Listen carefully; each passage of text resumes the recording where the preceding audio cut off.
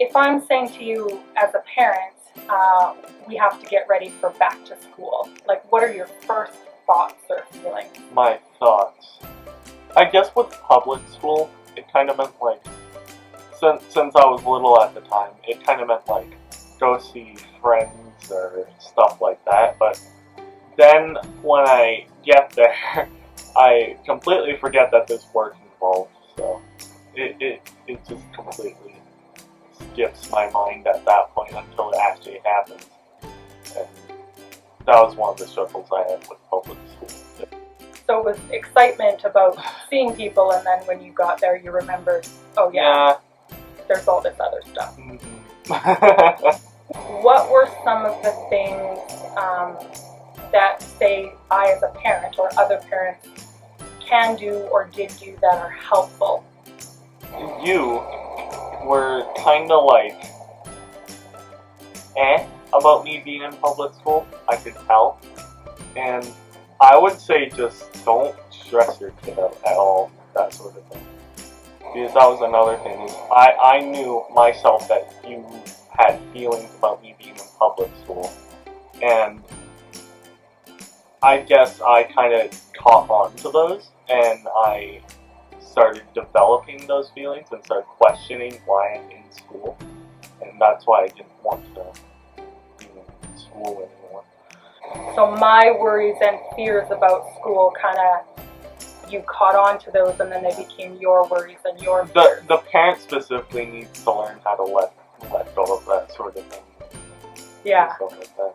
And just let you try on your own. It's basically parenting in general, not just parenting an autistic kid. Totally. Because there's a lot of parents that would have those feelings, but with an autistic kid specifically, that'd be worse. Yeah. A lot worse, because it may result in them either not wanting to go to school anymore. If there was a teacher or a support worker that was like, I have to work with an autistic student this year, what should I know or how do I learn? What would you tell them? First impression. Good first impression. Good first impression. Because a first impression tells an autistic child a lot, honestly.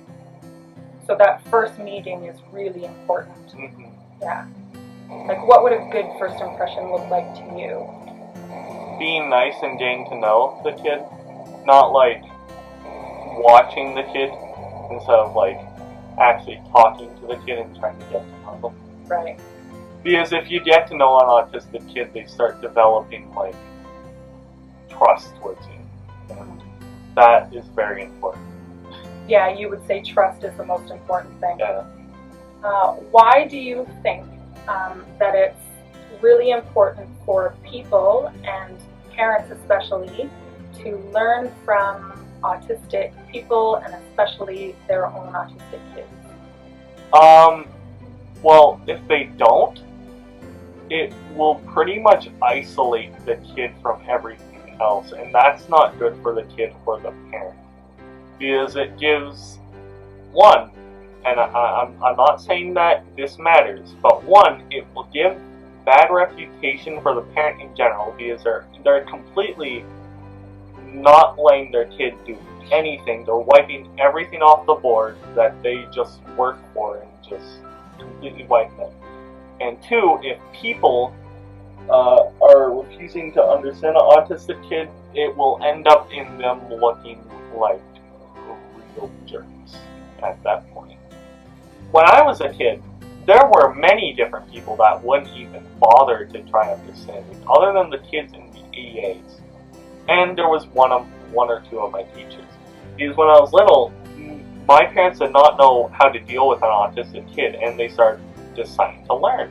And that's basically what people and the parents should do. Just try to consult in someone, kind of get an autism support worker to talk to them about it, and maybe that will make a little more sense. Or an autistic adult.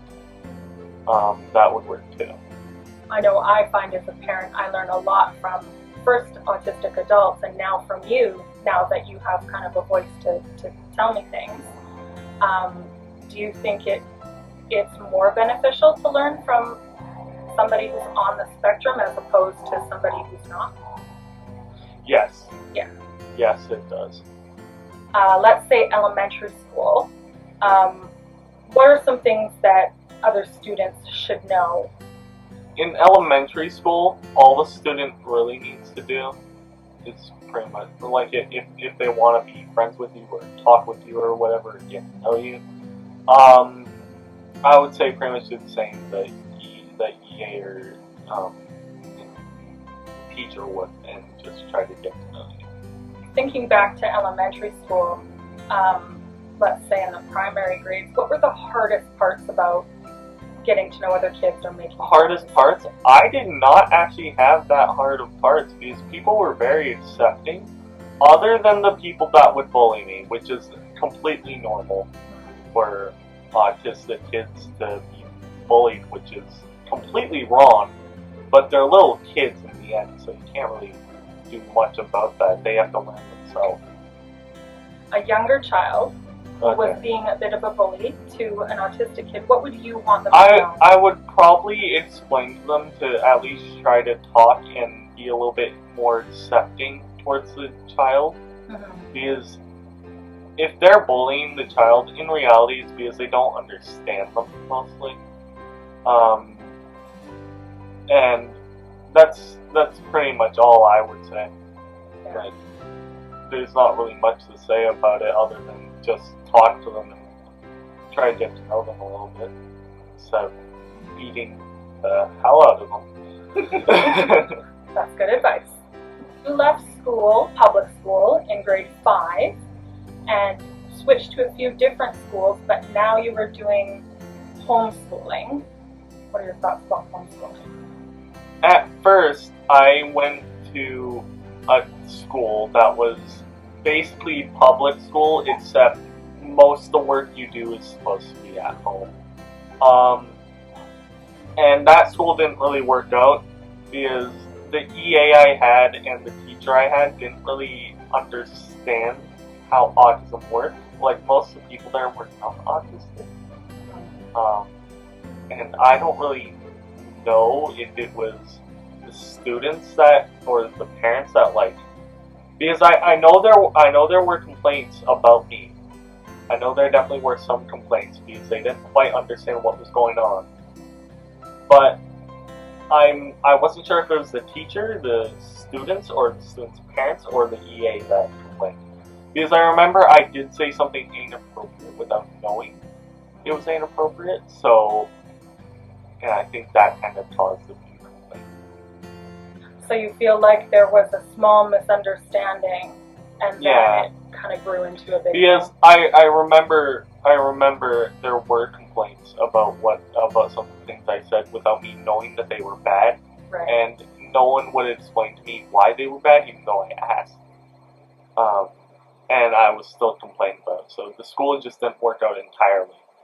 And then I moved on to a private school, which worked out in the beginning, but then in the end, I guess the management was sort of bleak in a way, and it didn't really work out in certain ways. And then I went on to a complete homeschool. I don't go to a separate building or anything, and I'm in that school now, and it's working out pretty well, honestly. Yeah. So what are the best parts of that? Probably the fact I'm not forced. Like, I have the choice to meet other kids if I want to, or other people my age, I should say. I'm a teenager, not exactly like a little kid. Yeah, pretty much the best part of homeschool is I actually get the choice to talk with other kids, and I'm not forced to, like public school or private school. And those types of things, being forced to talk to someone when you're autistic, is a lot. It makes everything a lot more painful to deal with in general. So the best thing is you're not being forced to interact with people. You get to choose when and if that happens and what it looks like for you. Yeah, I would say that.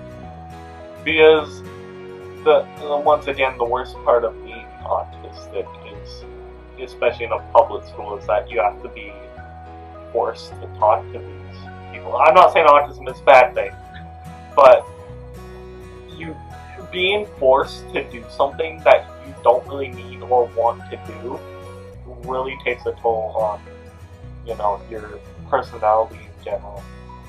So kind of like those social expectations, you mean? Like you're expected to say hi to everybody you see or have conversations with people, and that expectation is really stressful. Yeah, I would definitely say that. Yeah. And so now that that expectation isn't there, do you think you have, I don't know how to word it, more of a want, or more like with that stress gone, do you think it's easier then to socialize when you're wanting to? It definitely is. Yeah. But I guess one of the main core things that might be a tiny bit of a problem is sometimes in the beginning, after you're not being forced to socialize, you have to know when to socialize and when not to socialize yourself with something. And that's difficult for an autistic child especially. Learning what you can handle and what you can't. How about for learning? What are the pros and cons of homeschooling? If the teacher does not understand what's going on with you, or you're autistic and you have to be taught in a different way, the teacher will just grade you the exact same way, and they will not help you. So it kind of, not saying the teacher is bad, I'm just saying, like, teachers cannot understand when a kid is having trouble with work or anything like that. And I guess what I'd say is it's just completely tough to learn in a public school, but in a homeschool sense, you have people that will understand that, kind of like balance it out. Does it make a difference, like in a public school there's a lot going on? Do you think that makes a difference when you're in a smaller school or a homeschool? Does that part make a difference, or? Homeschool is better. It's better. Homeschool is better. And is that just because there's less going on and yeah? Yeah.